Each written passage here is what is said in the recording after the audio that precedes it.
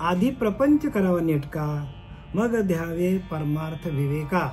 इथे आळस करू नका, विवेकी हो. म्हणजे आधी आपल्याला जो काही आपल्या वाटेला जे काही कर्तव्य आलेलं आहे संसारातलं, जंगलात जाऊ नका, बरं घोर अरण्यात जाऊन तपश्चर्या करू नका. पण तुमचा संसार आहे, तुमच्याकडं तुमची धर्मपत्नी असेल, मुलं असतील, नातेवाईक असतील, त्या सगळ्यांना सांभाळून काय करा, तुम्ही तुमचा प्रपंच व्यवस्थित करा, 2 पैसे कमवायला शिका, सगळं करा, लग्न करा, घर करा. आणि घरात राहूनच जे आपले कष्ट आहेत संसारामध्ये कष्ट करता करता, कारण इथे लिहिले प्रपंच सांडून परमार्थ कराल, त्याने तुम्ही कष्टी व्हाल, पण प्रपंच परमार्थ चालवाल तरी तुम्ही विवेकी हो. म्हणजे नाण्याला 2 बाजू आहेत. जसं संसारामध्ये आपल्याला नाण्याला 2 बाजू असतात, एक बाजू असेल तर नाणं चालतो का? अजिबात चालत नाही. तसं या आपल्या देहाला पण 2 बाजू आहेत. देह कसा चालतो तर माया आणि ब्रह्म, क्षेत्रज्ञ, माया ब्रह्म, शिवशक्ती, अशा 2 बाजू आहेत. तसं संसारामध्ये प्रपंच आणि परमार्थ अशा 2 बाजू आहेत. त्यातली पहिली बाजू आपण प्रपंच नेटका करायला पाहिजे. प्रपंच परमार्थ चालवाल तरी तुम्ही विवेकी हो. म्हणजे प्रपंच पण चालवलं पाहिजे आणि परमार्थही करायला पाहिजे, तरच तो आपण विवेकी ठरवू, नाहीतर अविवेकी. कारण अविवेकी म्हणजे काय? अविवेकी म्हणजे प्राण्यासारखं वागणं जमणार ना आपल्याला. प्रत्येक माणूस प्राण्यासारखा वागतो. विवेकहीन जे जन ते जाणावे पशु समान. समर्थ रामदासांनी लिहिलंय, विवेकहीन जे जन ते जाणावे पशु समान. तयांचे ऐकता भाषण परलोक कैसे. जे लोक विवेकहीन आहेत, ज्यांच्याकडे संसाराच्याच गोष्टी आहेत, ज्यांच्याकडे संपूर्ण धंद्याच्याच गोष्टी आहेत, व्यापाराच्याच गोष्टी आहेत, त्यांची आपण संगत केली, त्यांच्याकडे विवेक नाही. विवेक म्हणजे आपल्याला या इहलोकातून सुटण्याची बुद्धी, या मृत्यू लोकातून आपल्याला बाहेर निघण्यासाठी आपल्याकडे विवेक असला पाहिजे. आणि विवेक म्हणजे काय? चांगलं काय, वाईट काय, सार काय, असार काय, पाप काय, पुण्य काय, स्वर्ग काय, नरक काय, खरं काय, खोटं काय. हे कधी कळतं माणसाला? तर ज्यावेळेला तो अभ्यास करेल त्यावेळेला, ज्यावेळेला 4 लोकात फिरेल, कष्ट करेल, स्वतः त्रास घेईल, 2-4 लोकांच्या शिव्या खाईल, मान अपमान सहन करेल, त्यावेळेला त्याला समजणार आहे. ज्यांच्याकडे अमाप पैसा पडलेला आहे त्यांना विवेक नाही कळणार. कारण काय? जेवढे माणसाला, प्रत्येकाच्या मनाला जेवढे संसारामध्ये म्हणजे प्रपंचामध्ये जेवढे आघात होतील तेवढा विवेक तुमचा जागृत होईल. विवेक असं जागृत होत नाही बरं का. वैराग्य असं येत नाही. तुमच्यावर प्रसंग आले तरच वैराग्य आणि विवेक आहे. प्रसंग नसतील आले तर वैराग्य पण नाही, विवेक पण नाही तुमच्याकडे. आणि म्हणून विवेक आणि वैराग्य तेच जाण्याचे महत्भाग्य. महत्भाग्य कशाला म्हणतात? दोन्ही पाहिजे, विवेक पण पाहिजे, वैराग्य पण पाहिजे. पण या दोन्ही गोष्टी आपल्याला प्रसंगातून मिळतात. म्हणून प्रपंच सांडून परमार्थ कराल त्याने तुम्ही कष्टी व्हाल. म्हणजे प्रपंच टाकायचं नाही, नुसता परमार्थ केला तर तुम्हाला प्रपंच परमार्थ चालवाल तरी तुम्ही विवेक, दोन्ही बाजू. नाही तर काही लोक नुसतेच आपले काय करतात, पूजा करत बसल्यात, कामधंदा करायला जमेल का? कारण आपलं कसं आहे शरीर तर अन्नमय आहे आपला. आपल्याला अन्न नसलं तर आपल्याला माणूस जगूच शकत नाही. आणि म्हणून प्रत्येकाला व्यवसाय करायला लागेल. प्रपंच परमार्थ, प्रपंच सांडून परमार्थ केला तरी अन्न न मिळे खायला. मग काय? कारण त्याला परमार्थ कसा? प्रपंच टाकून दिला त्याने आणि नुसताच देवाचं नाव जपायला लागला. जेवायला मिळेल का त्याला? जेवायला अजिबात भेटणार. कारण शेवटला आपलं अन्नमय, आपला प्राण कसा आहे? अन्नमय प्राण आहे. आपल्याला अन्न लागतोच. अन्न नसलं तर आपल्याला शक्ती येणार नाही. हा परमार्थ सांडून प्रपंच करीशी त्याने तू यमयातना. परमार्थ टाकला नुसताच प्रपंच केला तर सांगतात यमयातना भोगीशी. यमाच्या यातना माणसाला भोगायला लागतात. प्रपंच परमार्थ सांडून प्रपंच करीशी. परमार्थ टाकून दिला नुसताच प्रपंच करत बसला. धंदा वाढवत लाख रुपये, करोड रुपये, अब्ज रुपये कमवत बसला माणूस. 1 कंपनी, 2 कंपनी, 3 कंपनी, मोठा मोठा उद्योग महाराष्ट्रामध्ये, महाराष्ट्राच्या बाहेर, भारतामध्ये, भारताच्या बाहेर नुसतं व्यापारच करत बसला आणि भगवंताला विसरला. ज्या सत्तेवर आपण हे सगळं मिळवतो त्या सत्तेचंच भजन केलं नाही, त्या सत्तेलाच आपण विसरलो तर माणसाचा काय होतं, अहंकार होतो. आणि अहंकार काय करतो माणसाला, तर माणसाला अहंकारच कुठे नेतो, तर अधोगतीला घेऊन जातो. माणसाचा अहंकारच माणसाला अधोगतीला घेऊन जातो.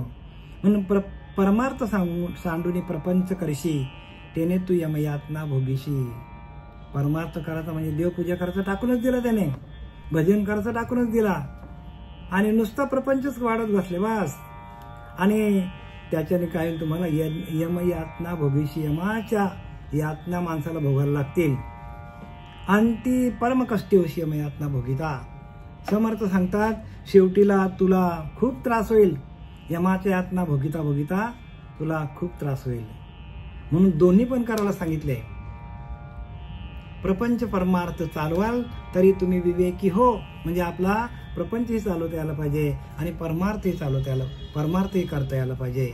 आणि या दोन्हीतला, जशा गाडीला 2 चाक आहेत, एकच चाकावर गाडी चालेल का मला सांगा तुम्ही. समजा आपल्याला आता इथून आपल्याला 1 किलोमीटर 2 किलोमीटर आपल्याला जो काय आपल्याकडे सामान आहे, टेबल आहेत, खुर्ची आहेत, आपल्याला न्यायचं आहे. 1 चाकी गाडीवर जातील का त्या, तर 4 चाकी गाडी लागेल तिथे. 1 चाकी पण नाही, 2 चाकी पण नाही. मग तसं काय, तर 4 चाकं लागतील त्याला. आणि हा प्रपंच आपल्याला करता करता परमार्थ हे आपल्याला साधता यायला पाहिजे. तर 2 चाकांचा खेळ. हा 2 चाकांचा खेळ म्हणजे कुठला, की विवेक आणि वैराग्य, शिव आणि शक्ती, माया आणि ब्रह्म, हे सगळं 2-2 गोष्टींचा मेल आहे. आणि ह्या 2 गोष्टी जेव्हा एकत्र येतात त्यावेळेलाच आपल्याला खरी अनुभूती येते. भगवंत एकटाच असतं तर काय केलं असतं सांगा त्यांनी. आणि म्हणून ती दुनिया त्यांनी बनवली. हे संपूर्ण ब्रह्मांड भगवंताने त्याच्या सोयीसाठी बनवलंय. आपल्याला पण त्याच्या सोयीसाठी बनवलंय. त्याला एकट्याला करमत नाही म्हणून त्याने काय केलं, एकोहम भविष्याम. एकच येतो पण बहुरूपाने नटला येतो, नाटककार येतो. आणि त्याची नाटक कला कोणाला कळत नाही. म्हणून त्याने लिहिले मरते मारते स्वरूप माझे. मरणारा पण मीच आहे आणि मारणारा पण मीच आहे. बघा कसा लिहितो ज्ञानोबारांनी लिहिले याच्यामध्ये, मरते मारते स्वरूप माझे. मरणारा पण मीच आणि मारणारा पण मीच आहे. पण कर्माप्रमाणे ज्याला त्याला जीवन जगता येतो. जसं ज्याचं कर्म असेल तसं माणसाला फळ मिळतो. अंती परम कष्टीवशी यमयातना भोगिता. जर तुम्ही नुसता प्रपंच केला आणि देवाचं नामस्मरण केलंच नाही तर अंतकाली प्रत्येकाला यमाच्या यातना भोगाव्या लागतील. मारिती झोडीती यमाचे किंकर. आपल्याला मारत मारत नेतील. बहुसाल म्हणजे कित्येक वर्ष ते मारत राहतील, आपल्याला बोलू शकत नाही. आणि ती यमाची यातना चुकवण्यासाठी आपल्याला भगवंताचं नामस्मरण, सगळ्यात महत्वाचं भगवंताचं नामस्मरण. हे सगळं कशासाठी दिलेलं आहे, तर भगवंताचं नामस्मरण व्हावं यासाठी दिलेलं आहे. म्हणून विमल ब्रह्माची लक्षणं. या समासाचं नाव काय, या समासाचं नाव काय आहे, तर विवेक वैराग्य. पण दशकाचं आणि समास कुठला आहे, पहिला आहे विमल लक्षणं. म्हणजे आपण शुद्ध कसं होणार त्याची लक्षणं सांगितली. प्रत्येक माणसाचं अंतःकरण शुद्ध कसं होईल याच्यासाठी आपल्याला हा समास दिलेला आहे. साहेब कामास नाही गेला, गृहीचं सांग सुरवाडून बैसला. तरी साहेब कुटील तयाला पाहती लोक. काय सांगतात, एखादा माणूस आहे, पूर्वीच्या खाली असं होतं, कामाला माणूस गेला नाही तर साहेब लोक त्याला शोधत यायचे आणि मग त्याला बांधून धरून न्यायचे. त्याला पूर्वीचे लोक कामाला जायचीच नाही. मोठ्या मोठ्या कंपन्या होत्या, त्या कंपन्यामध्ये कामाला लागायचे पण जायचेच नाही, कारण तेव्हा माणसं कमी होती. आता भरतीच होत नाही. आता धरून बांधून लोकांना न्यायची. तेव्हा कंपन्या जेव्हा नवीन कंपन्या चालू झाल्या तेव्हा लोकांना धरून बांधून न्यायचे कंपनीचे मालक. आणि घरात बसला तर साहेब लोक यायचे आणि त्याला पकडून न्यायचे. तरी साहेब कुठीला त्याला पाहते, लोक बघत राहायचे, अरे बापरे हा कामालाच गेलं नाही. तेव्हा महत्वाचे गेले. दुर्जनाचे हास्य झाले, दुःख उदंड भोगिले आपल्या जीवे.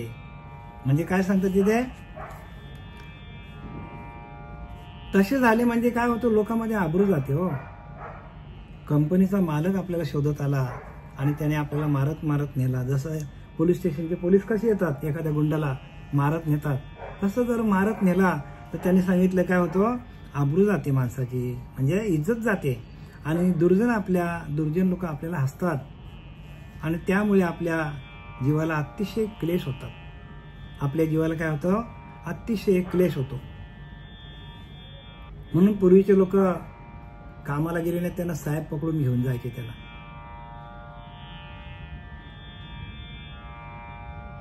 तेव्हा महत्वाचे गेले, दुर्जनाचे हसू झाले, दुःख उदंड भोगिले आपल्या जीवे. तैशीची होणार अंती, म्हणून भजावे भगवंती, परमार्थाची प्रचिती रोकडी धावी. काय सांगतात, परमार्थ सोडून नुसता परमार्थ सोडून नुसता प्रपंच करणाऱ्याची अखेर अशीच अवस्था होते. म्हणून भगवंताची भक्ती करावी आणि याच आयुष्यात परमार्थाचा प्रत्यक्ष अनुभव घ्यावा. म्हणून त्याने काय सांगितलंय की जसे त्या कंपनीचा मालक येऊन त्या आळशी माणसाला मारत घेऊन जातो, तसं आपण भगवंताचं नामस्मरण केलं नाही तर यम लोक येतात आणि आपल्याला मारीची झोडीची यमाचे किंकर बहुसाल कित्येक वर्षापर्यंत माणसाला मारतात ते. कारण जी माणसाकडनं पाप होतात त्या पापाचं फल दुःखच आहे. पापाचे फल ते दुःख, पापाचे फल ते दुःखच आहे. पुण्याचे फल ते सुख. पाप पुण्य आवश्यक भोगणे लागे. माणसाला आवश्यक पाप आणि पुण्य भोगायला लागतो. पाप केलं तरी भोगायलाच लागतो आणि पुण्य केलं तरी परत माणसाला भोगावाच लागतो. भोगण्यासाठी परत इथे यावं लागतो. पाप केलं तरी पण आपल्याला मृत्यूलोकामध्ये यावं लागतं आणि पुण्य केलं तरी आपल्याला मृत्यूलोकामध्ये यावं लागतं. मग काय करायचं, काय नाही, भगवंताच्या नामस्मरणाशी एकरूप होऊन भगवत तत्वामध्ये विलीन व्हायचं. ज्या तत्वातून आपण आलोय त्या तत्वाकडे जी वाटचाल चालण्याची आहे, ती वाटचाल कशी करायची, तो रस्ता कसा आहे, त्या भगवंताच्या परमतत्वापर्यंत जाण्यासाठी, त्या तत्वाशी एकरूप होण्यासाठी जो रस्ता आहे तो आपल्याला संतांनी दिलेला आहे आणि त्या मार्गानेच आपल्याला जायला पाहिजे. तो रस्ता कसा आहे, यम, नियम, आसन, प्राणायाम, प्रत्याहार, ध्यान, धारणा आणि समाधी, या सगळ्या शिड्या आहेत. त्या भगवंतापर्यंत पोहोचण्यासाठी शिड्या आहेत आणि त्या शिड्या आपल्याला या नामातून आपल्याला साध्य होतात. पण आपला त्या नामाकडे लक्षच नाही, आपल्याला संतांची संगत नाही, आपण जे काही वाचतो ते आपल्याला कळत नाही. कारण गुरुकृपा नाही.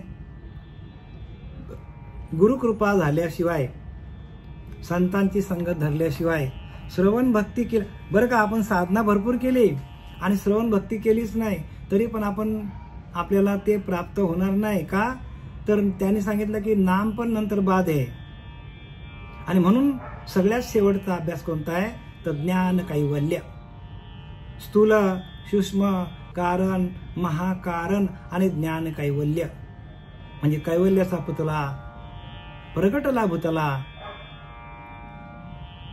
चैतन्याचा जीवाला सखा ज्ञानोबा माझा, अशा अवस्थेला जायला पाहिजे आपण. म्हणून ज्ञान कैवल्य अवस्था होण्यासाठी जसं ज्ञानोबारायांनी ज्ञान लिहिले, तुकोबारायांनी लिहिले, रामदास स्वामींनी लिहिले, ते ज्ञान आपल्याला समजून घ्यायला पाहिजे. संतांच्या चरणाजवळ बसून, भागवतामध्ये सांगितलं कृष्ण परमात्मा की मी भगवंत असून मी श्रीगुरूंच्या चरणाजवळ बसून सगळं ब्रह्मज्ञानाचा उपदेश ऐकून, मी भगवंत असून मी ऐकलं, मग तुम्ही तर जड द्यात, मग तुम्ही ऐकायला नको का. म्हणून श्रवण भक्ती सगळ्यात श्रेष्ठ भक्ती श्रवण भक्ती आहे. सगळ्यात श्रेष्ठ भक्ती एक नंबर. ज्याने श्रवण केलं नाही ना त्याचा जन्म व्यर्थ गेला समजायचा. आणि म्हणून आम्ही बघा 30 वर्ष झाली जवळ आम्ही श्रवण करतो. 20 वर्ष तर मी श्रवणाला होतो सातत्याने श्रवण, सातत्याने वाचन श्रवण. आणि त्याच्यामुळे आम्हाला हे सांगता येतो. श्रवण कशासाठी करायचा की आपला भाव निर्माण व्हायला पाहिजे. इथं जे आपल्या या दासपदामध्ये जे काही शब्द आहेत ते शब्द संतांच्या हृदयातले आहेत. ते शब्द ज्ञानोबरायांच्या हृदयातले आहेत, तुकोबरायांच्या हृदयातले आहेत, नाथांच्या हृदयातले शब्द बाहेर निघालेले आहेत. संतांचं हृदय म्हणजे देवांचं हृदय आहे. आणि तसा हृदय आपला तयार होण्यासाठी ते शब्द आपल्याला आतमध्ये साठवता यायला पाहिजे. ते शब्द आपल्या आतमध्ये आले की शब्द हा ब्रह्म आहे. पहिला ब्रह्म कोणता आहे तर शब्द हा पहिला ब्रह्म आहे. शब्द आहे, नंतर खम ब्रह्म आहे, मितिकाक्षर आहे, त्याच्यानंतर अनुभव ब्रह्म आहे, त्याच्यानंतर तदाकार ब्रह्म आहे, निर्गुण ब्रह्म आहे, सगुण ब्रह्म आहे, अनिर्वाच्य ब्रह्म आहे, चैतन्य ब्रह्म आहे, अनुभव ब्रह्म आहे. असे 14 ब्रह्म आहे. त्याच्यापैकी पहिला ब्रह्म शब्द ब्रह्म आहे. आणि तो शब्द ब्रह्म जोपर्यंत आपल्या हृदयामध्ये ठसत नाही तोपर्यंत साधना करून पण फायदा काय नाही. कारण साधना आपण केली तिचा असर तेवढ्या वेळेपर्यंत राहतो. पण शब्द जे आपल्या आतमध्ये आहेत, आपल्या अंतःकरणामध्ये या संतांचा भाव तयार झाला तर आपण संतच होतो. म्हणून संत होऊनच संतांचं ज्ञान आपल्याला कळतं. संत व्हावा लागतो, घरात बसून जमणार नाही.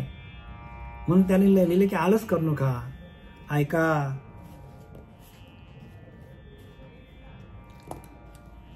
काय सांगितलंय की ते आळस करू नका, विवेकी हो. ऐका, संसारी आले हो, स्त्री पुरुष निस्पृह हो, सुचितपणे पाहावा अर्थांतर पाहिल्या विना.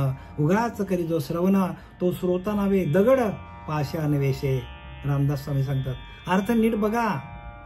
अर्थांतर पाहिल्या विना उगाच करी जो श्रवण तो श्रोता नावे पाषाण. बघा त्याला दगड म्हणलंय. पाषाण म्हणजे दगडाची उपमा दिली ज्ञानोबरांनी. नीट अर्थ बघा. प्रत्येक शब्दाचा अर्थ जोडा हृदयाशी. बाहेर नका जाऊन देऊ. सगळं आपल्या हृदयामध्ये आहे. हृदय आकाश आहे, एवढं व्यापक हृदय आहे. हृदयाला आकाशाची उपमा दिलेली आहे. हृदयाला कसली उपमा दिली आहे म्हणून ज्ञानदेव आणि निवृत्ती निर्गुण दिले संपूर्ण माझ्या हातीले. संपूर्ण माझ्या हातामध्ये दिलं कोणी? निवृत्तीरायांनी. आणि एक शब्द ज्ञानोबारांनी लिहिलाय की गगनाहुने वाढ नाम श्रीहरीचे. गगनापेक्षा मोठं नाम आहे, आकाशापेक्षा मोठं नाम आहे. मग आपल्याला मोठं नको व्हायला का? नामाशी एकरूप होऊन आपल्याला आकाशा एवढं व्यापक व्हायला पाहिजे. त्या गगनाला कवेत घेतो नाम. आणि अशी आपली अवस्था होण्यासाठी, अंतःकरणाची अवस्था होण्यासाठी आपल्याला श्रवण भक्ती सगळ्यात श्रेष्ठ भक्ती आहे.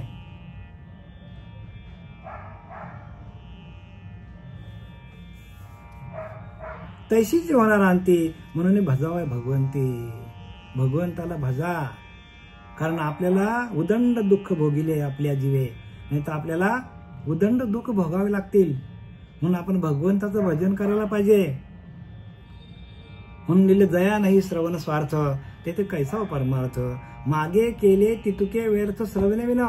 आपण जी आतापर्यंत भक्ती केली आणि आपण श्रवण भक्ती केली नाही तर ती भक्ती केलेली फुकट गेली. संत रामदास सांगतात दया नाही श्रवण स्वार्थ, तेथे कैसा व परमार्थ. मागे केले तितुके व्यर्थ श्रवणे विना. श्रवणाशिवाय आतापर्यंत जी भक्ती केली ती फुकट गेली. म्हणून श्रवण काय आहे तर सगळ्यात श्रेष्ठ भक्ती आहे. आणि तो अधिकार फक्त मनुष्याला आहे, कुठल्याच प्राण्याला नाही, फक्त मनुष्याला आहे. संसारी असता मुक्त तोची जाणावा संयुक्त. तैशीच होणार आणती म्हणून भजावी भगवंती. परमार्थाची प्रचिती रोकडी द्यावी. आणि याच देही याच डोळा पाहिन माझ्या मुक्तीचा सोहळा. तुकोबारा सांगतात याच डोळ्यामध्ये याच देहामध्ये आपल्याला भगवंताची प्राप्ती करून भगवंताशी एकरूप होऊन आपल्याला मुक्त होण्यासाठी हा जन्म मिळालेला आहे. रोकडी द्यावी लिहिले. परमार्थाची प्रचिती रोकडी द्यावी. ताबडतोब रोकडी. बोलतो ना, मला रोकडा अनुभव मिळाला, तसा आपल्याला रोकडा अनुभव यायला पाहिजे. संसारी असता मुक्त तोची जाणावा संयुक्त अखंड पाय युक्तायुक्त विचार नाही. संसारी असता मुक्त म्हणजे संसार करत असतानाच मुक्त व्हायला पाहिजे. प्रपंच करत असताना मुक्त व्हायला पाहिजे. आपण मेल्या पाठी मोक्ष म्हणते ते केवळ मूर्ख सांगितलंय. मेल्यानंतर मोक्ष कोणाला मिळत नाही बरं का. जिवंतपणीमध्ये असतानाच आपल्याला स्वतःला कळलं पाहिजे की आपण या संसारापासून अलिप्त झालो. आपल्याला स्वतःलाच अशी अनुभूती यायला पाहिजे की आपल्याला आता परत जन्माला येता येणार नाही किंवा आपण आता परत जन्माला येणारच नाही. का तर भगवंती मिळाला, तो भगवंताची झाला. आपण त्या भगवंताशी एकरूप झालो आणि संसाराचा पूर्ण विसर पडला. नाही तर जरा जरी आपल्याकडे वासना संसाराची आली तर आपण परत जन्माला यावं लागेल आणि परत 84 योनीमध्ये आपल्याला लटकावं लागेल. आणि त्याच्यासाठी सगळी जी काय खटपट चाललेली आहे, संतांनी जी काय खटपट लिहून ठेवलेली आहे, ती कशासाठी ठेवली आहे तर आपल्याला परत जन्माला, मनुष्य देह कुठल्याही जन्माला यायला लागू नये म्हणून आपल्याला हे सगळे शास्त्र लिहिलेले आहेत. आणि आपण जर जडच होऊन बसलो तर मग पुढची गती कुठली असेल हे आपल्यालाच माहित नाही. प्रपंची जो सावधान तो परमार्थ करील जाणं. प्रपंची जो अप्रमाण तो परमार्थी खोटा. बघा काय सांगितलंय. प्रत्येकाने लक्षात घ्या. प्रपंची जो सावधान, प्रपंच जो व्यवस्थित प्रकारे करेल म्हणजे घरदार जे काही उद्योगधंदा असेल तो, बंगला, इस्टेट, प्रॉपर्टी जे काय असेल तुमच्याकडे, ते खाऊन पिऊन म्हणतो ना का आपण, खाऊन पिऊन सुखी आहे. मला सांगा तुकोबाराय कमी श्रीमंत होते का? मला सांगा. नाथ महाराज किती श्रीमंत होते? नाथ महाराज शांतीब्रह्म एकनाथ, करोडो रुपये असून शांतीब्रह्म. विचार करा, त्यावेळीचे करोड अब्ज रुपये असतील आत्ताचे, पण असा असून शांतीब्रह्म पदवी मिळाली. म्हणजे कुठे असतील मला सांगा? ते इथे असतील का? नाही, इथे नाही, नव्हतेच ते शांतीब्रह्म म्हणजे त्या परम तत्वाशी एकरूप झाले होते. विचार करा, पितरांना जेवायला बोलवण्याची शक्ती त्यांच्याकडे होती. नवे दत्त महाराज त्यांच्याकडे श्रीखंड म्हणून त्यांच्याकडे पाणी भरायचा. विचार करा किती श्रीमंत असतील. तसं आपण आपली संसारामध्ये जी काय श्रीमंती असेल, जे काय आपल्याकडे पैसा अर्थ असेल, तो आपण व्यवस्थित वापरून त्या पैशातून आपल्याला आपली स्वतःची शिल्लक कशी वाढवता येईल. स्वतःची शिल्लक बरं का. कारण तोच पैसा जर आपण वाम मार्गाला घालवला तर आपली आहे ती पण निघून जाईल. त्या पैशातून आपण जर घाण कामं केली तर आहे त्या पैशातून पुण्य जमा न होता पापच जमा होतो. म्हणून इथं काय लिहिलंय, प्रपंची जो सावधान तो परमार्थ करील जाणं. प्रपंचामध्ये सावधान असायला पाहिजे आणि तोच परमार्थ करेल. आणि प्रपंची जो अप्रमाण तो परमार्थी खोटा. प्रपंच ज्याला जमला नाही करायला, जो भिका मागत बसला सगळीकडे, त्याला परमार्थ अजिबातच जमणार नाही. आणि म्हणून आपल्याला प्रत्येक मुलाला शाळेत घालतात आणि आधी पोट भरवायला शिक, आधी आपला संसार व्यवस्थित करायला. भगवंताने तेवढा आपला वेळ दिलेला आहे 100 वर्षाचा. भगवंताने काय केलंय, 100 वर्षाचा वेळ प्रत्येकाला दिलेला आहे. मग त्या वेळेमध्ये आपण प्रपंच व्यवस्थित करला. जो काय आपल्या वाटेला आलेला आहे 5-50 वर्ष, त्यात आपण शिक्षण, त्याच्यानंतर नोकरी, धंदा, व्यवसाय, घरदार, सगळ्या नातेवाईकांना सांभाळून जो परमार्थ करेल तोच खरा. सगळ्यांना सांभाळून परमार्थ ठाईचं बैसुनी करा एकचित्त आवडी अनंत आळवावा. 1 तास जरी तुम्ही सकाळी दिला भगवंताच्या त्या नामासाठी, भजनासाठी, सकाळी 1 तास, संध्याकाळी 1 तास ध्यान केला की दिवसभर ती बॅटरी चार्जिंग राहते आणि नामस्मरण तुमचा अखंड चालू राहतो. नामस्मरण ती प्रक्रिया जी आहे ती प्रक्रिया आपल्याला संतांनी दिलेली आहे. म्हणून सावधानपणे प्रपंच परमार्थ चालविणे, ऐसे न करता भोगणे नाना दुःख. बघा, सावध केला आपल्याला समर्थाने, सावध केला. म्हणून सावधपणे, सावध म्हणून काय करा, सावध व्हा, सावध व्हा. आणि प्रपंच परमार्थ चालवणे, ऐसे न करता भोगणे नाना दुःख. म्हणून सुरुवातीला केले की नाही, प्रपंच सांडूनी परमार्थ केला तरी अन्न ना मिले खायला, मग तया करंठ्याला परमार्थ कैसा. जर आपण जेवलोच नाही आपल्याला परमार्थ करता येईल का, प्रपंच तरी करता येईल का? दोन्ही करणार नाही. दोन्हीकडे माणूस नागवला जाईल. नागवणे म्हणजे काय, नागवणे म्हणजे परिस्थिती आपली रस्त्यावर येईल आपल्या. म्हणून प्रत्येकाने कष्ट करा आणि कष्ट करता करता भगवंताचं नाम घ्या. स्वतःच्या धर्माशी एकरूप राहून, जो आपला स्वधर्म आहे त्याच्याशी एकरूप व्हा, कामधंदा करा आणि भगवंताचं नामस्मरण घेता घेता परमार्थ करा. पर्णाली पाहून उचले, जीवसृष्टी विवेकी झाले. आणि पुरुष होऊन भ्रमले अशी काय म्हणावे. समर्थ सांगतात, पर्णाली पाहून उचले, जीवसृष्टी विवेकी झाले. पर्णाली म्हणजे पानावरची आळी. पानावरची आळी काय करते, एक एक पाय टेकत टेकत टेकत टेकत पुढे जाते आणि पानाचा शेवट आला की तिला समजतो, लगेच ती पाठीमागे येते, आता मी पडेन. पण माणसाला कळत नाही. माणसाला कळत नाही. माणूस काय करतो, त्या विषयाच्या आहारी जातो. त्याला समजतं की आपण विषयाच्या आहारी चालले, काम वासनेकडे चालले, क्रोधाकडे चालले, आपलं घर बर्बाद होईल, लोभाकडे चाललंय, विषयांच्या आहारी गेलंय. रात्री 12 वाजले तरी लोक बाहेर असतात, म्हणजे खाण्यापिण्याचा कार्यक्रम असतो आणि घरी न येताना रस्त्यालाच पडतो. मग त्याच्यापेक्षा पर्णाली बाई हो, पानावरची आळी बरी. ती काय करते, बरोबर त्या पानावर चालत चालत जाते आणि टोकाला गेली की लगेच मागे येतो. आणि माणूस काय करतो, माणूस होऊन भ्रमले अशी काय म्हणावे. बुद्धी असून तिला बुद्धी नाही आणि मनुष्य बुद्धिमान प्राणी आहे, पण रात्री घरी न येताना तो रस्त्यालाच पडतो आणि रात्रभर बायका मुलं वाट बघतात. अशी परिस्थिती हल्लीची. म्हणून पर्णाली पाहून उचले तर विषयांपासून बाजूला व्हा. कारण विषय जनित जे जे सुख तेथेच आहे परमदुःख. परमदुःख कुठे आहे, विषयांच्या मध्ये. जो रममान झालेला आहे कामामध्ये, क्रोधामध्ये, लोभामध्ये, मोहामध्ये, दंभामध्ये, संशयामध्ये, त्यालाच दुःख आहे. आणि कामानेच काढलाय घाम सगळ्यांचा.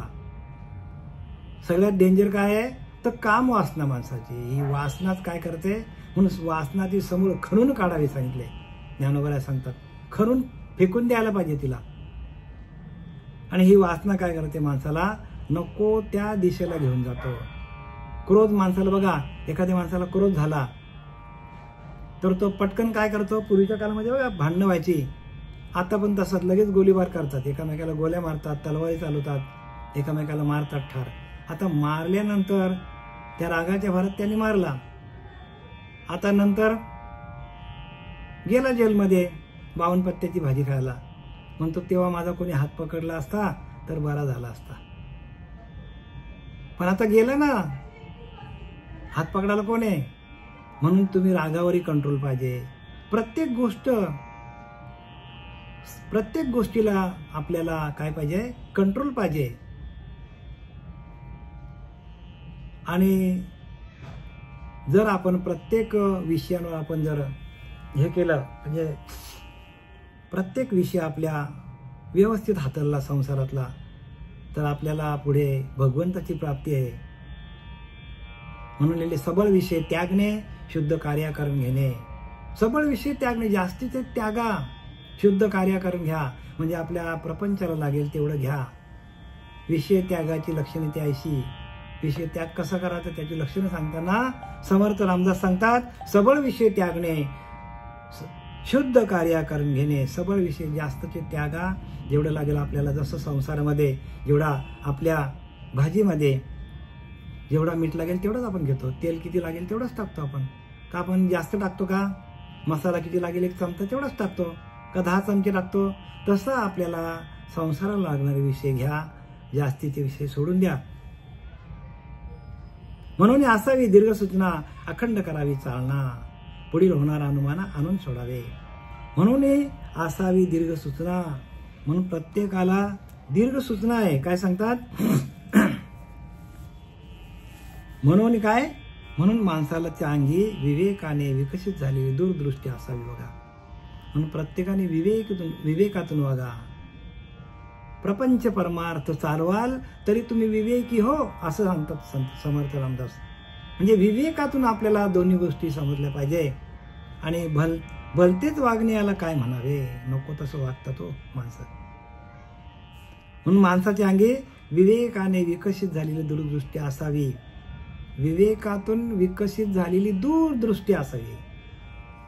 त्याला म्हणतात फोर्स साईट. म्हणजे पुढचं भवितव्य काय आहे ते आपल्याला आज करायला पाहिजे.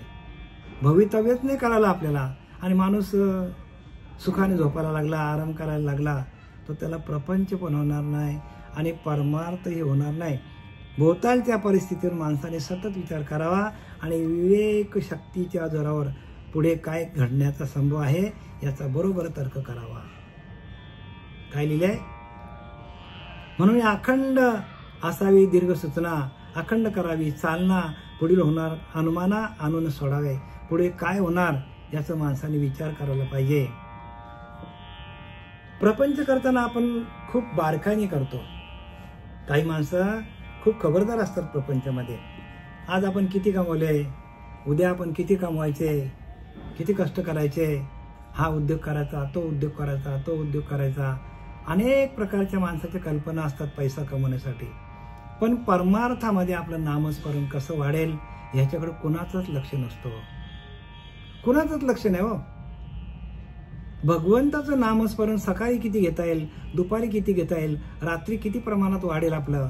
सकाळी सुरुवात केली, सकाळी आपण एक असं उदाहरण देऊया. सकाळी आपलं 500 नामस्मरण झालं 500 वेळा, तर दुपारी आपलं 1000 वेळेला व्हायला पाहिजे. संध्याकाळपर्यंत 2000 वेळेला व्हायला पाहिजे. रात्रीपर्यंत 4000 वेळा नामस्मरण व्हायला पाहिजे. पण आपलं गणित आहे का तिथे? काय नाही, घेतलं तर घेतलं, नाही तर गेलं तर गेला. पण संसारामध्ये एक धंदा का दुसरा धंदा, तिसरा धंदा, इथून तिथे तिथून तिथे चालला माणूस. एक रिक्षा असली की 2 रिक्षा, एक गाडी असली की 2 गाड्या. पण परमार्थ म्हणजे तसा माणूस विचार करत नाही. का? तर त्याची दूरदृष्टी त्या भगवंतापर्यंत पोहोचण्यासाठी, भगवंताशी एकरूप होण्यासाठी दूरदृष्टी आपल्याकडे विवेकाने निर्माण होतो, वैराग्याने निर्माण होतो. आणि तो विवेक आणि वैराग्य लोकांकडे नाहीये. का? तर तसा गुरु मिळत नाही. तसा गुरु माणसाला भेटला तर माणसाला स्वतःची सुटका करता येतो. नाही तर मग आपण इथेच लटकून राहतो. सुखी असतो खबरदार, दुःखी होतो बेखबर, ऐसा हा लौकिक विचार दिसतच आहे.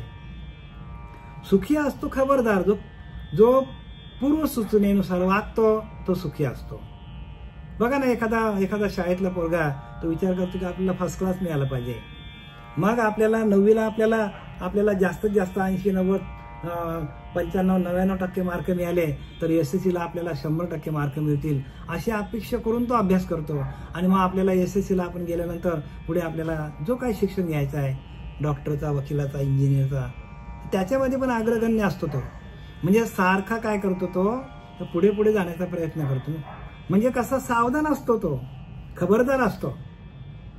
ज्याचा जैसा व्यवहार तेथे असतो खबरदार. प्रत्येक माणूस व्यवसायामध्ये खबरदारी घेतो, पण भगवंताच्या नामस्मरणामध्ये कोणीही खबरदारी घेत नाही.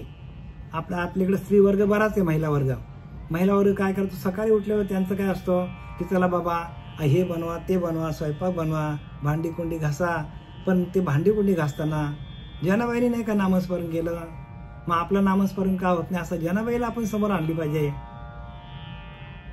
आपण जनाबाईला समोर आणली पाहिजे. तुमच्यासाठी जनाबाई उदाहरण आहे. तिने पण काय केलं की संसारातलं सगळं काय केलं, तिने कामं केली संसारातली नामदेवरायांच्याकडे, पण परमार्थ अखंड केला तिने. तसं तुम्ही पण परमार्थ अखंड कसा होईल? अखंड इथे बरं का, ह्या ग्रुपमध्ये अखंड परमार्थ आहे. ह्या ग्रुपमध्ये आमच्या अखंड नामस्मरण चालू आहे. जे जे मला भेटतात ना, या स्त्रिया असतील पुरुष असतील साधक, त्यांच्याकडून आम्ही नामस्मरण सातत्याने करून घेतो. विचारा पाहिजे कोणाला, एकमेकांशी चर्चा करा, तुमच्या लक्षात येईल. आणि मग त्या नामस्मरणातून आपल्या अंतःकरणाची स्थिती, आपलं अंतःकरण शुद्ध होतं, निर्मल होतं. सुखी असतो खबरदार. बघा, दुःखी होतो बेखबर, म्हणजे बेखबर, प्रपंचाविषयी पण बेखबर आणि परमार्थाविषयी पण बेखबर. ऐसा हा लौकिक विचार दिसतच आहे सगळीकडे. हा असाच दिसतो, हा लौकिक विचार आहे. म्हणून माणूस लौकिक सुखाकडे जातो, परमार्थिक सुखाकडे माणूस येत नाही. लौकिक सुखाकडे माणूस वळतो. म्हणून लौकिक बरा संपादिला, आतमध्ये सावध नाही झाला, मुख्य देवास चुकला, आत्मघातकी, स्वतःच्या आत्म्याचा घात केला. समर्थ रामदास सांगतात, लौकिक बरा संपादिला, आतमध्ये सावध नाही झाला, लौकिकाकडे गेला. जे काय दिसतं प्रपंचातलं सुख तिकडे भागत, तिकडे पळत पळत गेला. तेच कुरवारीत बसला शेवटपर्यंत. मेला मारायला टेकलाय, 80-90 वर्ष झाला तरी संसार काय सुटत नाही मला. लौकिक वारा संपादिला, आतमध्ये सावध नाही झाला. 90 वर्ष झालं तरी सावध नाही होत आपल्याला जायचं. 90 वर्ष झाली तरी 6 अंतःकरणामध्ये बडेजाव आहे, 6 विषयांचा. मग मला सांगा, सुटेल का तो? मुख्य देवा असं चुकलं का? तर मुख्य देव चालवणारा आपल्या आतमध्ये, त्याला सोडून बाकी सगळं करत बसला. आत्मघात की, स्वतःच्या आत्म्याचा घात केला त्याने, असं सांगतात. आपल्याच आत्म्याचा आपण घात करतो. आपल्या आत्म्याशी एकरूप होऊन आपण भजन केलं, त्या आत्म्याचं भजन केलं तरच आपण सावध, नाही तर आपण बेसावध. माहिती कोणाची बा काय केले, ज्याचे त्याने अनहित केले. आपलं आपणच अनहित करतो. म्हणून हे सर्व सावधान, धन्यतायचे महिमान, जनी राखे समाधान तोची एक. चालणेच आलस केला तरी अवचित पडेल घाला. मग ते वेळी सावराला अवकाश कैसा? आपण चालन मारलीच नाही, खड्या सगत आपण जेवलो. खडे आपले तसेच राहिले, तांदळातले गावातले तांदळातले आपले खडे तसेच राहिले ना. आपण भात घातला आणि खायला जेवायला बसलो. काय वेळी सांगा मला, दात पडेल की नाही आपला? कोणाच्या हाताने दात पडला? तर आपण बरोबर चालन मारली नाही त्या तांदळाला. चालणेच आलस केला. तसं आपण काय घ्यायचं, काय सोडायचं? सार काय आसार काय? इथे सार भगवंत, फलकट संसार. संसार फलकट आहे, भगवंतच सार आहे. आणि आपण त्या भगवंताला आपण घेतलाच नाही. विषय आपण टाकलेच नाही, त्रिगुण आपण टाकलेच नाही, अहंकार टाकलाच नाही. चालणेच आलस केला, त्याने अवचित पडेल घाला. मग तय वेळेला सावराला अवकाश कैसा? मग वेळ कुठे तुम्हाला सावराला? सावराला वेळच नाही. ताबडतोब काय करतो की मृत्यू येऊन काय करतो, माणसावर घाला घालतो. आणि ज्याच्याकडे नामस्मरण आहे त्याला मृत्यू काय करतो, त्याला काल स्पर्श पण करू शकत नाही. चालणेच आलस केला, त्याने अवचित पडेल घाला. तैसा सावराला अवकाश कैसा? म्हणून दीर्घ सुचनेचे लोक, म्हणून दीर्घ सुचनेचे लोक, त्यांचा पहावा विवेक. लोकांकरिता लोक शहाणे होते. म्हणून काय सांगितले, दीर्घ सुचनेचे लोक. यासाठी दूरदृष्टी असणारे जे लोक असतात, म्हणजे भवितव्याचा विचार कर, पुढे काय होणार आपला, आपल्याला मेल्यानंतर आपल्याला कुठं जावं लागेल याचा विचार करतात ते दीर्घ सुचनेचे लोक. आपण तो विचार करतच नाही. खाओ पिओ मस्त राहो, आराम करो, बस. संसारातल्या गप्पा, नाहीतर आपली टीव्ही चालू असेल, मालिका बघतात माणसं. आपला वेळ तिथे बर्बाद होतो टीव्हीवर. आपले डोळ्यांची शिल्लक होते, शिल्लक निघून जाते. दूरदृष्टी असणारे जे लोक असतात ते कसा विचार करतात ते पाहावे. त्याच्यापासून आपण शहाणपण शिकावे. एकाने दुसऱ्यापासून शिकावे, ही जगाची रीतच आहे हो. एकामेकापासून शिकायला पाहिजे. आपण जर एकमेकाकडे बघून आपण शिकायला पाहिजे. एखादा माणूस परमार्थिक असेल, सातत्याने तो नामस्मरण करत असेल, तर आपण त्याचं काय करायला पाहिजे, तर त्याची संगत पकडायला पाहिजे. अखंड जया तुझी प्रीती, तयांची घडावी मध्ये संगती, ऐशी आवडते मना आणि देवा पूर्वा विवासना. तुकोबारा सांगतात, अखंड दया तुझी प्रीती भगवंता, तुझ्या नामाची अखंड ज्या साधकांची तुझ्या नामाशी अखंड प्रीती धरली असेल अशाच साधकांशी माझी मैत्री व्हावी, अशी आवडते म्हणा, अशी माझ्या मनाला आवड आहे त्या भगवंताच्या नामाची. आणि देवा पूर्वावी वासना, देवाकडं हात लोटांगण घातलंय तुकोबाराने. आपण का घालत नाही देवाकडे लोटांगण? का आपल्याला भक्तीची आवडत नाही? म्हणून प्रत्येकाने सावध व्हा.